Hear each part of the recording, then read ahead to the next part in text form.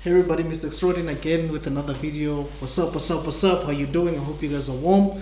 Alright, what do I want to talk about? I want to talk about Stanlee, a documentary. It came out on Disney Plus this month, and it just basically details the life of Stanlee from his birth to all the projects that he came up with in Marvel, stuff that he wrote, him becoming eventually a publisher at Marvel. I like the documentary. I was skeptical at first because I wasn't sure whether they were going to touch on certain topics. For instance, his relationship with Jack Kirby and his relationship with Steve Ditko. And I'm glad that they touched on that, even though they touched on his point of view on things. It's great because it gives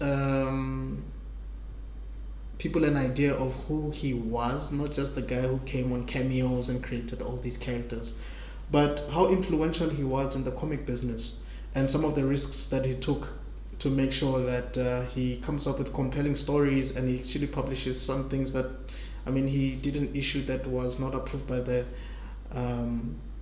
Comics Code Authority, which was a huge risk, and him actually just taking the leap of faith to publish a character called Spider-Man, who was not approved by his then publisher at the time, or the leader of the company at the time, and Spider-Man became a household name eventually. So I highly recommend anyone to watch that documentary. It is actually narrated by Stanlee himself.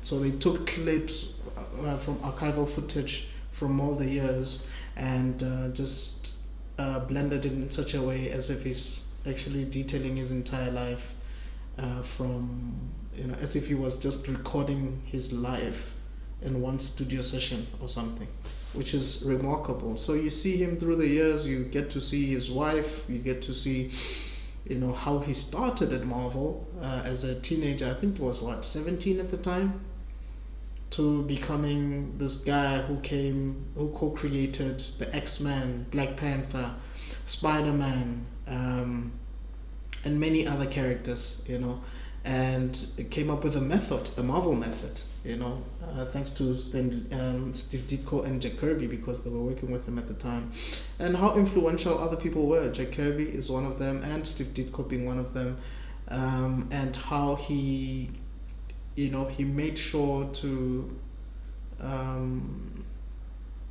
travel across America and make people aware of the great things that they were doing at the company.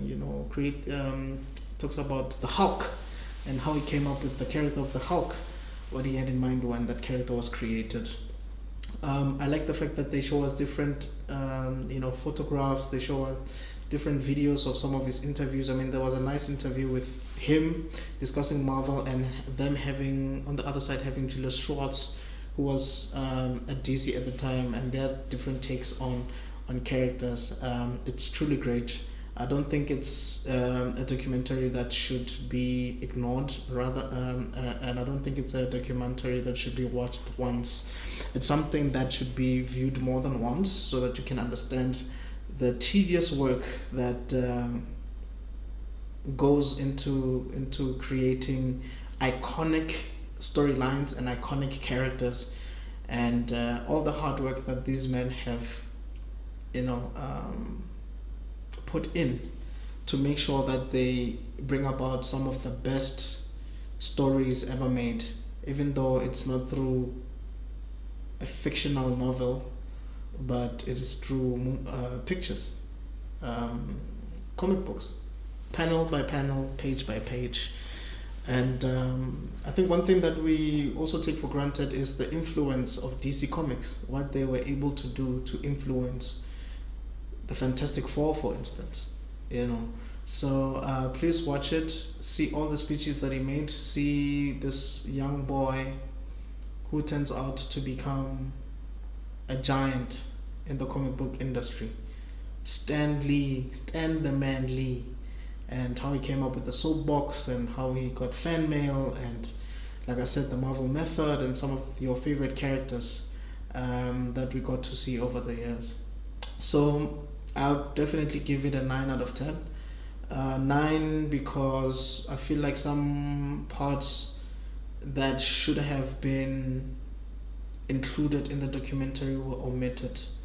I think it is imperative to mention certain things, but those are some of the things that I'll be talking about in other videos that I'll be making in the future with regards to Stanlee, Jack Kirby, Steve Ditko, and some of the other people that were involved in Marvel.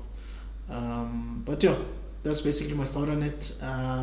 Don't forget to like and subscribe on this channel and let me know your thoughts, and I'll definitely see you on the next video.